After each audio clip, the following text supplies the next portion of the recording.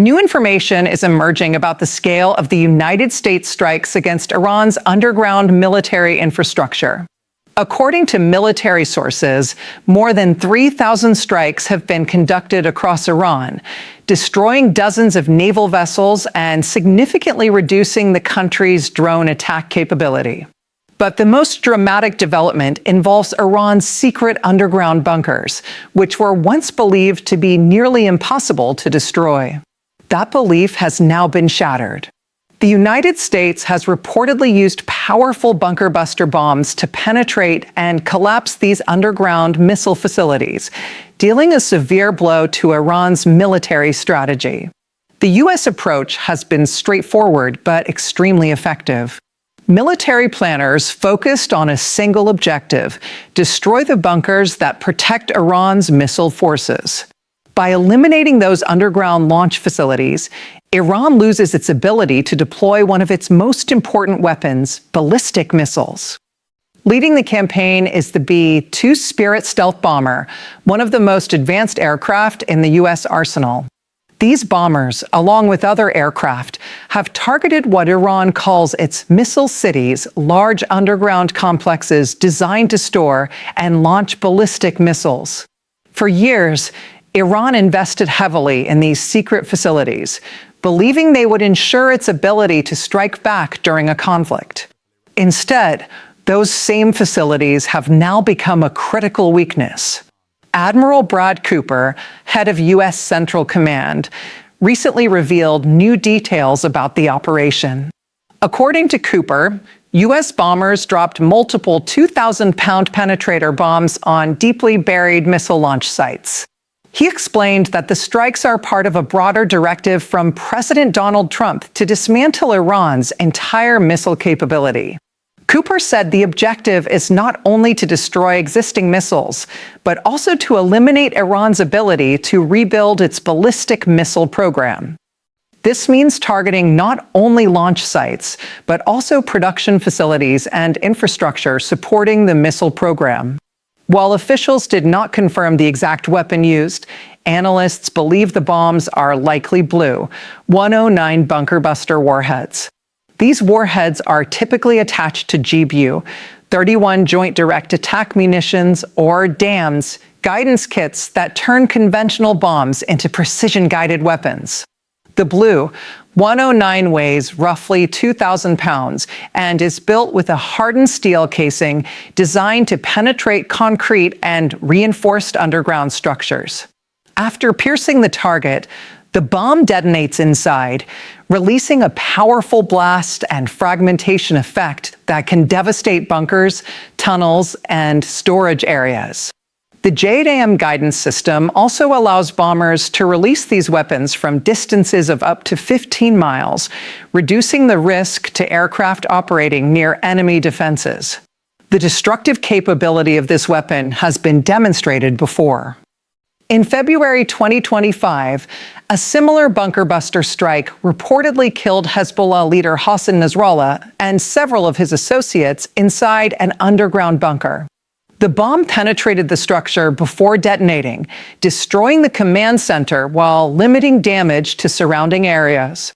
That same type of weapon is now believed to be used extensively against Iran's underground missile infrastructure.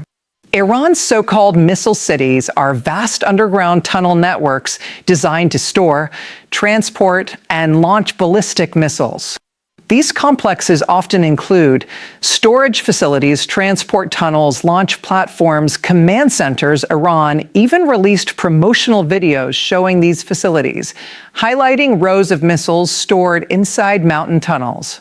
Among the missiles reportedly stored, there are medium-range ballistic missiles capable of traveling around 1,000 miles. At the time, Iran presented these missile cities as proof of its military strength. But according to analysts, that confidence may have been misplaced. Experts now say these underground bases contained a major strategic flaw. The problem is mobility. Missile systems that were once mobile and difficult to track became fixed targets once they were placed inside permanent underground facilities. Researcher Sam Lair from the James Martin Center for Non-Proliferation Studies explained that once the locations of these bases were known, they became highly vulnerable. Satellites could track road construction leading to the site's transport of missiles, movement of personnel once identified.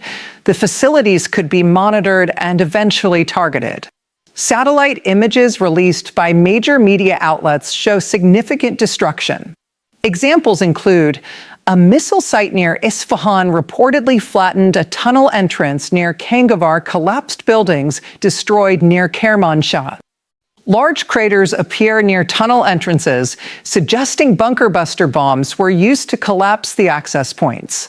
These entrances are critical because underground bunkers are only useful if equipment can enter and exit them. Once those entrances are destroyed, the weapons and personnel inside can become trapped. Another major factor in the campaign has been the destruction of Iran's air defense network. According to Israeli military leadership, roughly 80% of Iran's air defense systems have been neutralized. Without those defenses, U.S. and Israeli aircraft can operate more freely over Iranian territory. This allows surveillance aircraft to monitor the battlefield continuously and identify new targets. Each new piece of intelligence leads to additional strike waves. The impact on Iran's missile operations has been dramatic. At the start of the conflict, Iran launched hundreds of missiles in a single day. But recent reports suggest that launch numbers have dropped sharply. Missile launches have fallen from around 480 per day to roughly 40, representing a decline of more than 90%. Drone launches have also decreased significantly. This reduction appears to be the result of destroyed launchers, collapsed tunnels, and the constant threat of follow-up strikes. U.S. surveillance aircraft are reportedly able to detect missile launches quickly. Once a launch is identified, American forces can respond within minutes. Officials claim that it can take as little as 4 minutes from detecting a launch to sending aircraft to strike the launch location. That rapid response means every missile launch risks revealing another target. Iran once believed its underground missile cities would guarantee its ability to strike back in any conflict. Instead, those facilities have become fixed targets. Wave after wave of bunker buster strikes has collapsed tunnels, destroyed launch sites, and trapped equipment underground. With air defenses weakened and surveillance aircraft constantly watching, the campaign shows no sign of slowing. And as the strikes continue, Iran's missile strategy, once considered a cornerstone of its military power, is rapidly unraveling.